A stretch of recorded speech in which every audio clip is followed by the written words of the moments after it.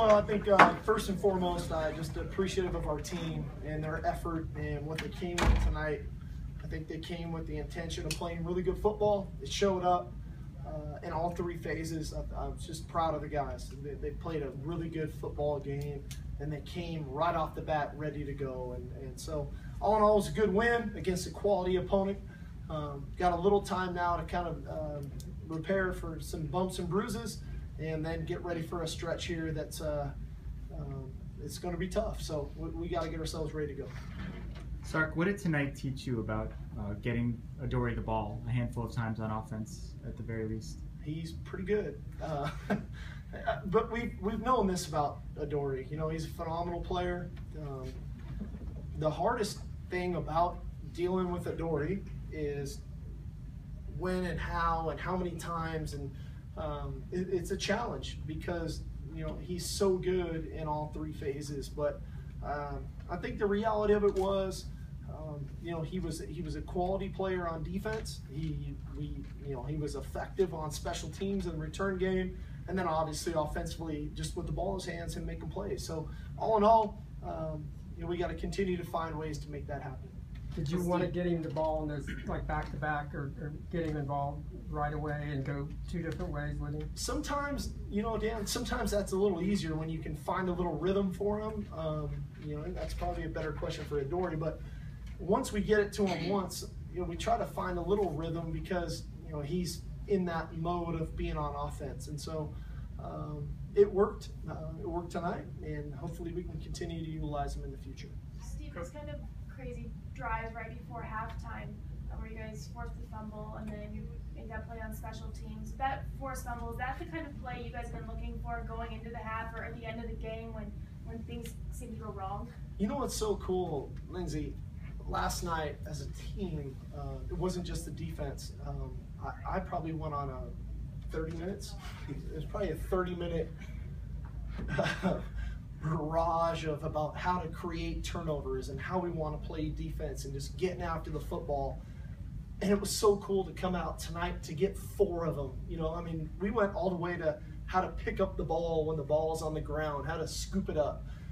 We went to the elementary, you know, phases of the game. And so for it to happen that way, as crazy as it might have felt for me, and for these guys, I think it was like, yes, you know, everything we're talking about, it turned out, you know, and it worked. And so, but that's when we're going to be really good. We have to get after the football, and that's what really good defenses do, and we were able to do it tonight, especially in the first half.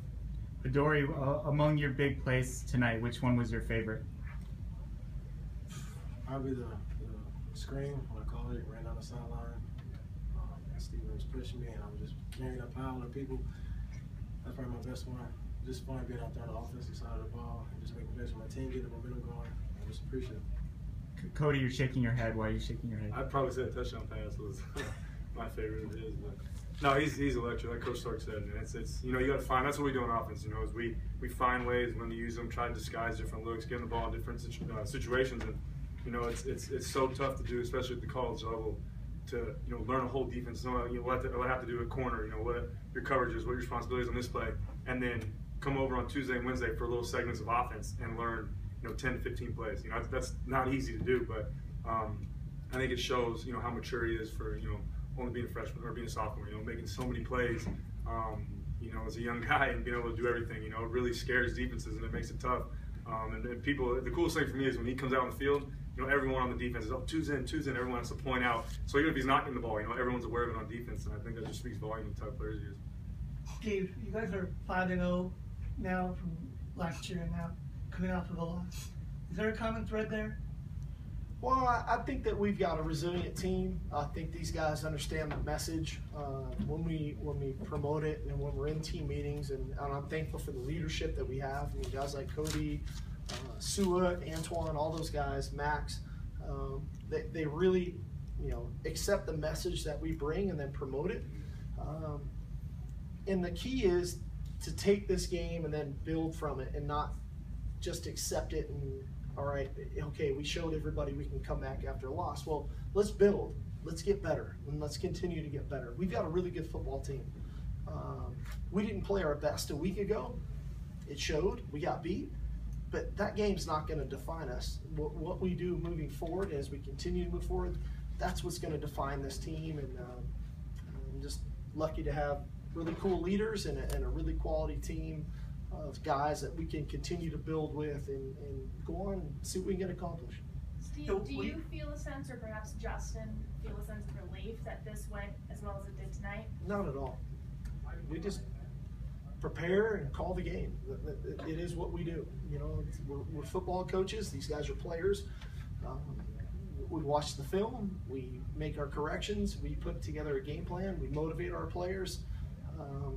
So it's not about relief. It's not about satisfaction. It's about being proud of the guys that you get to work with every day. And that's what I told the team. You know, I'm proud and lucky that I get to work with them every single day, and that's what, you know, how I feel. What do you feel like are maybe a couple of the keys to bringing it again next game? Well, we got to remain aggressive. We got to continue to try to get after the football defensively, and we need to stay aggressive offensively. You know, I mean, when we're at our best, we're going to attack you, and I don't think that, you know, I never want an opponent to come onto the field thinking we're a conservative team. We're always going to attack you, and you know, opponents need to be ready. What has to happen with the run game, do you think? What would you like to see going from here? Well, the biggest thing, Dan, with the run game, especially against Arizona State, they're going to sell out. You know, they're going to do everything they can to try to stop the run or affect you one way or the other. And we knew that going in, so we knew we were going to have to take our shots one-on-one down the field. Cody did a heck of a job finding those matchups. But we knew that coming into the game. This wasn't going to be a game where we were going to get 4 or 5 yards a pop.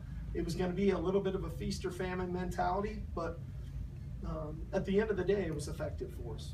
Cody, how badly did you guys need to win this game tonight to kind of, you know, put the season back on a positive course?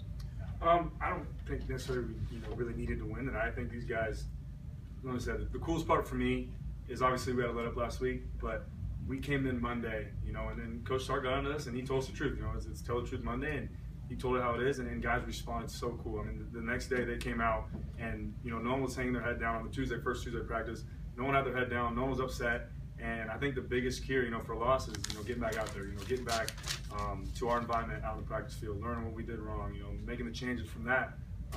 And, you know, I knew the mindset going into this game, these guys were going to be effective. I knew that our team was going to come out, make plays, and you know, respond from last week. And it was really cool to see. You know, it's exciting, and it makes my job a lot easier. You know, when the guys come to practice with that mindset and come out to the games, and you know, we don't have to do a whole lot, me or him. You know, don't have to do a whole lot of yelling. You know, you can look in their eyes and know they're ready. And I think these guys played great tonight. I'd like to piggyback that because I think that the natural assumption was the sky is falling. You know, what's wrong with us?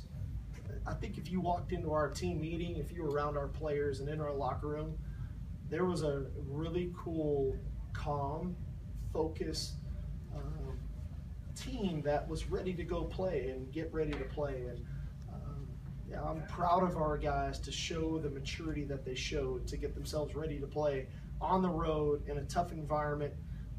In a game when you really start thinking about conference standings, which was critical, it was pivotal, and our guys played a heck of a game tonight, so I'm proud of them.